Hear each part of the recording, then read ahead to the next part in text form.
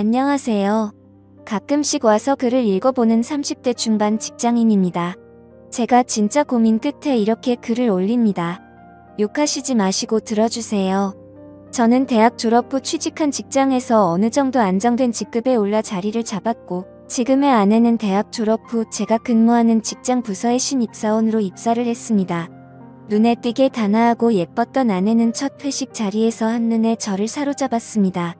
계속되는 업무 외로 간간히 마주치면서 직장 내에서 인기도 많고 배려심 많은 아내에게 호감을 갖게 되었고, 계속된 대쉬에 사내 커플로 발전하게 되었습니다.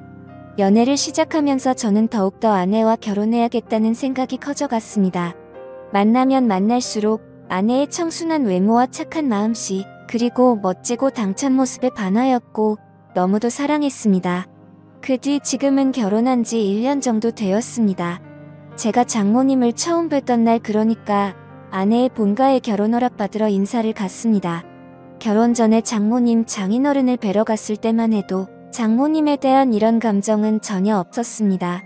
그 전까지 여러 번 아내로부터 장모님에 대해 이야기를 들어왔고 실제로도 그런 분이셨습니다. 나이에 비해 훨씬 동안인 얼굴에 20대에 가까운 완벽한 몸매, 그리고 눈가엔 항상 눈웃음이 끊이질 않았습니다. 젊으셨을 때 남자들에게 인기를 많이 받으셔서 능력 좋으신 장인어른께서 열정적으로 결혼을 추진하셔서 20대 초반에 결혼을 하시고 제 아내를 낳으셨답니다.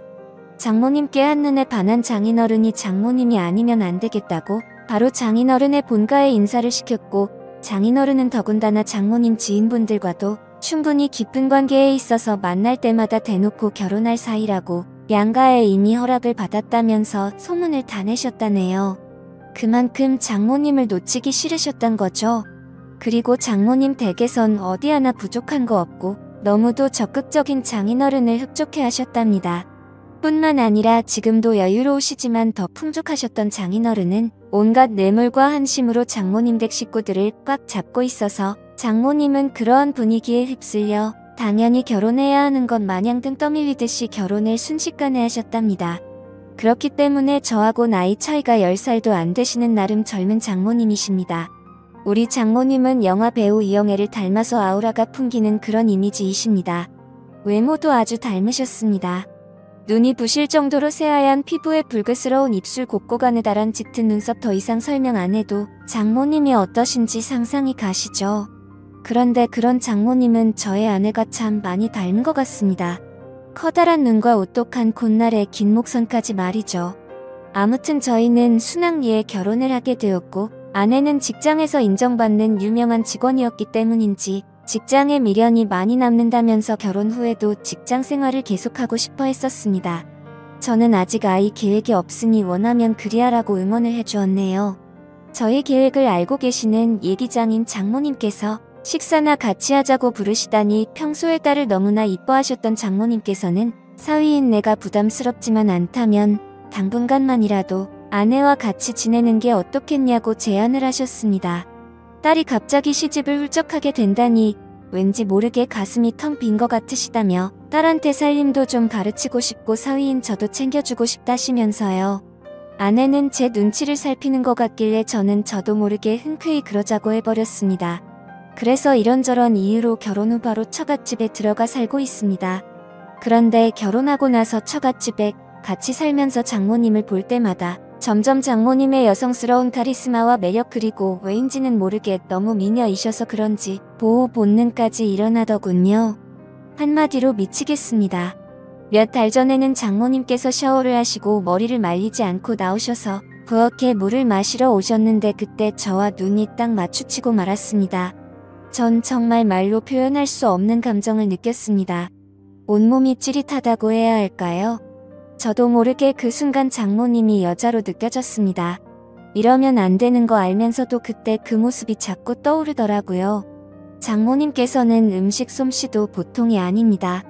나름 까다롭다는 제 입맛을 그냥 사로잡아 버리십니다. 먹다 보면 맛있다는 감탄사가 저절로 나오게 됩니다.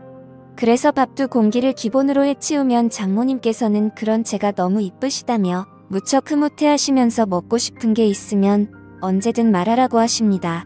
아침 식사를 거르기가 일쑤였던 저였는데 결혼 후인 지금은 결혼 전보다 일찍 일어나 말끔한 얼굴로 장모님이 차려주시는 밥을 챙겨 먹고 출근을 하고 저녁에는 친구들과의 술자리도 한두 개씩 빼가면서 신혼이라 일찍 들어가야 한다며 장모님과 저녁 식탁에 함께 앉기 위해 칼퇴근을 서둘렀습니다.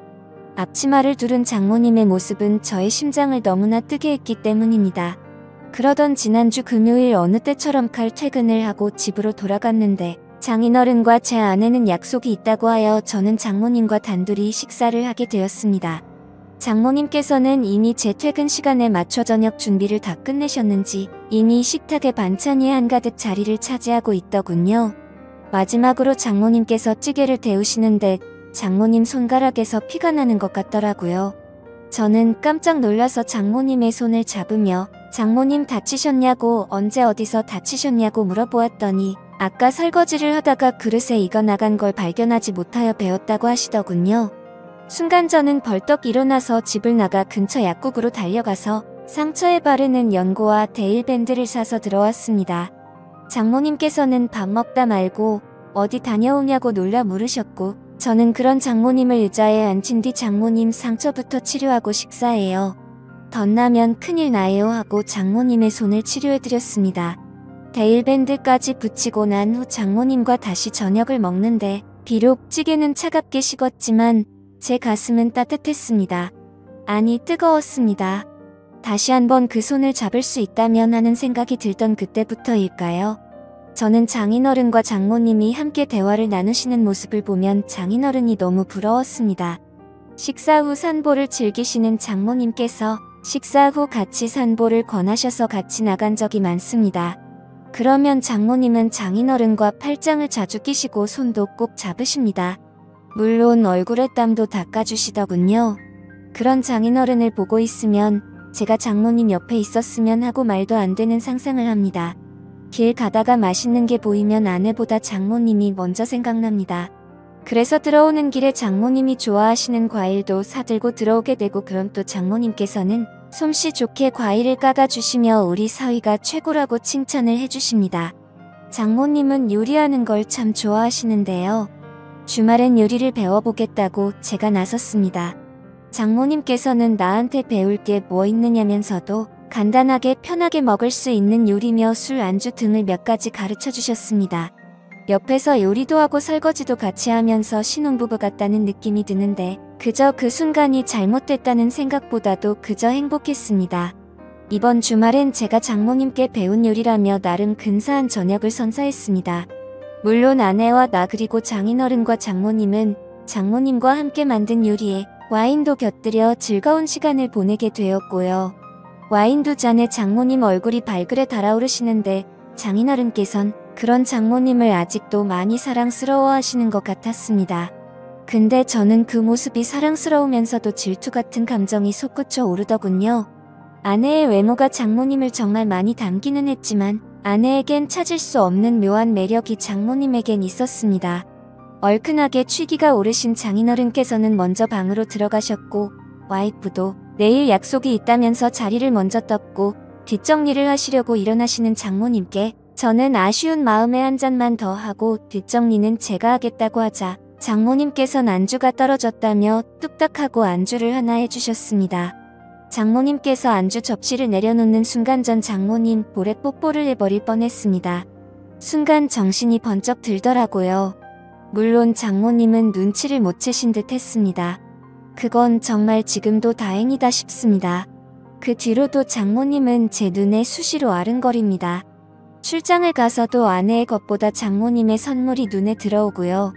그래서 장모님 것만 사드릴 수가 없어서 아내 것도 같이 사서 드린 적도 여러 번입니다. 그러면 장모님께서는 수줍은 소녀마냥 내 것도 챙겨주냐며 행복해하십니다. 장모님께서 취하시는 동작 하나하나마다 얼마나 좋은지 저는 그냥 그런 장모님을 보고만 있으면 절로 미소가 지어집니다. 아내 없이 저 혼자 있을 때 그런 동작들을 떠올리며 혼자 피식 웃기도 합니다. 제 이름을 불러주시는 장모님의 목소리가 너무 좋습니다. 출장에 가서도 아내의 안부를 묻는 전화를 일부러 집 전화로 해서 장모님의 목소리를 듣기 위해 통화를 하고 출근을 해서도 서류를 잃은 것 같다며 엉뚱한 서류를 핑계로 장모님과 통화를 하곤 했습니다. 그럴 때면 장모님은 맑고 차분한 목소리로 걱정도 해주시고 격려도 해주셨습니다. 그 목소리에 감동이라고 해야 하나? 제겐 더 없이 활력소가 되더군요. 그렇다고 제 아내를 사랑하지 않는 건 아닙니다. 하지만 지금 제 눈동자 마음 머릿속은 아내보다 장모님이 더 많이 차지하고 계신 건 사실입니다.